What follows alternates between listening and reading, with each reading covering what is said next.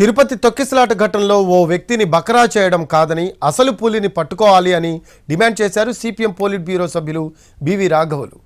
ఈ ఘటనపై స్వతంత్ర విచారణ కమిటీని వేయాలని డిమాండ్ చేశారు.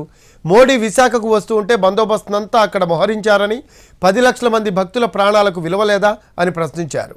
దీనికి సీఎం చంద్రబాబుతో పాటు తిరుమల అంటే ఇష్టపడే డిప్యూటీ సీఎం పవన్ కళ్యాణ్ కూడా సమాధానం చెప్పాలని డిమాండ్ చేశారు రాఘవులు. దీని మీద స్పష్టంగా ఎవరి బాధ్యత ఎంతో స్పష్టంగా తేలేదానికి ఒక స్వతంత్రమైన విచారణ చేయించాలని చెప్పేసి కోరుతున్నాం. ఇప్పుడు సీసీటీవీ కెమెరాలు చూస్తున్నాం, అక్కడ చూస్తున్నాం, ఇక్కడ చూస్తున్నాం. అక్కడ సడన్గా గేట్ ఓపెన్ చేసాడు ఒక డిఎస్పీ అని చెప్పేసి ఇప్పుడే ప్రారంభమైంది. ఇది ఎవడో ఒక బకరాని ఎంచుకునేదానికి చూసేదానికి ప్రయత్నం చేసి బకరాలను పట్టుకుంటే ఉపయోగం లేదు, అసలు పులులను పట్టుకోవాలి దీనికి కారణమైన వాళ్ళని.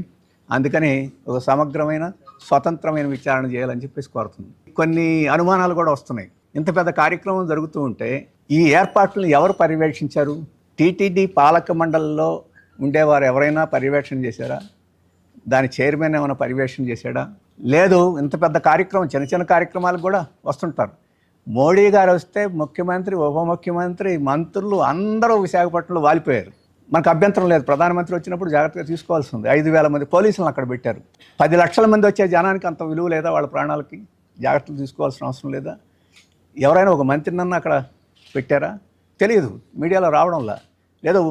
ఇప్పుడు కొత్త పాలక మండలికి చైర్మన్, వైస్ చైర్మన్ అన్నారు. ఆయన ఏమన్నా ముందు వెళ్ళి పర్యవేక్షణ చేశాడు? ఇవన్నీ వస్తున్న ప్రశ్నలు. వీటన్నిటికీ ముఖ్యమంత్రి చంద్రబాబు గారు సమాధానం చెప్పాలి. ముఖ్యమంత్రి గారితో పాటు ఉప ముఖ్యమంత్రి గారు కూడా చెప్పాలి. ఎందుకంటే ఆయన తిరుమల అంటే ఇంకా ఎక్కువ ప్రేమ అనుకుంటా.